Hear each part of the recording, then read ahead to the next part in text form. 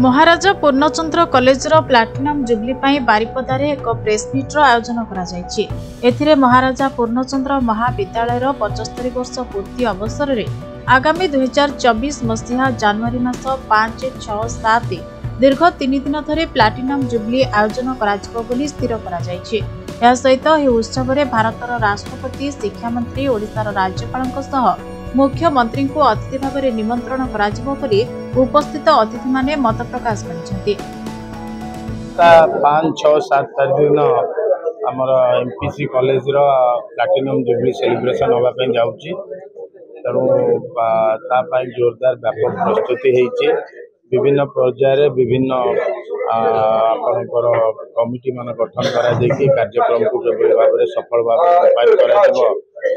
व्यवस्था कराई एवं समस्ते आज प्रेस माध्यम आम समस्ते जो माने पुरातन छात्र छात्री अच्छा समस्त को अनुरोध करने चाहूँ जो प्लाटिनम जुबली आपण मैंने सामिल हूँ दयाकोरी तार गोटे आपण मेंबर हूँ एवं सब्सक्रिप्शन करूँ प्लाटिनम जुबली मेंबरशिप हिसाब से समस्ते मयूरभंज समस्त जनसाधारण ये ऐतिह्य संपन्न महाराजा पूर्णचंद्र महाविद्यालय ये प्लाटिनम जुबली को सफल रूपायन करने दिगरे समस्त प्रकार साहाय्य सहयोग जोगईदेवे ये आशा विश्वास आम समस्त अच्छी। यह अवसर में महाविद्यालय अध्यक्ष, अध्यापक, नूतन और पुरातन छात्र छात्री माने मिलित भाव में प्लाटिनम जुबली को महासमारोह में पालन करने सहित विभिन्न कार्यक्रम आयोजन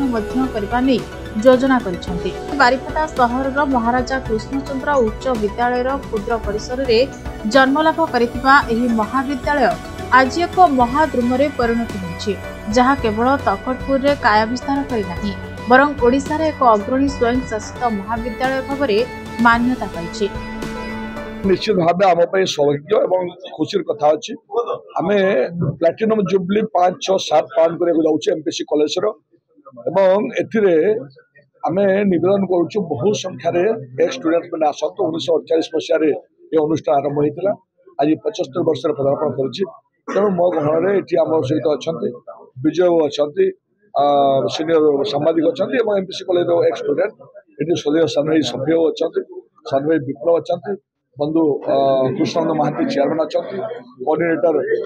प्रीतिश प्रसाद अच्छा एमपीसी कॉलेज प्रिंसिपाल प्रतिनिधि रायमणि मराठी प्रोफेसर रायमणि मराठी अच्छा मु विशेष भाव आपंकर मीडिया माध्यम निवेदन करने चाहे मोर पूर्वतन छात्र बंधु मान मोर बड़ भाई मान मोर सान भाई मान मोर बंधु मान जे सामिल अति सुंदर भाव में जब कार्यक्रम को समापन कर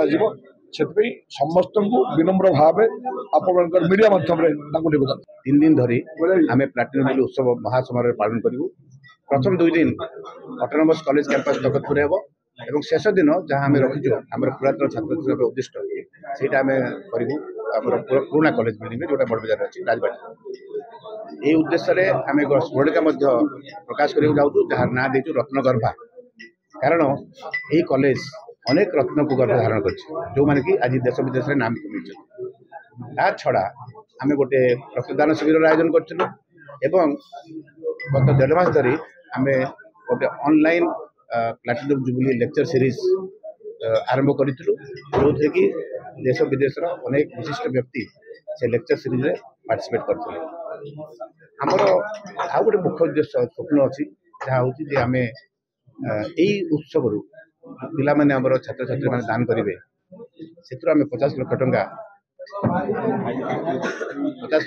रखी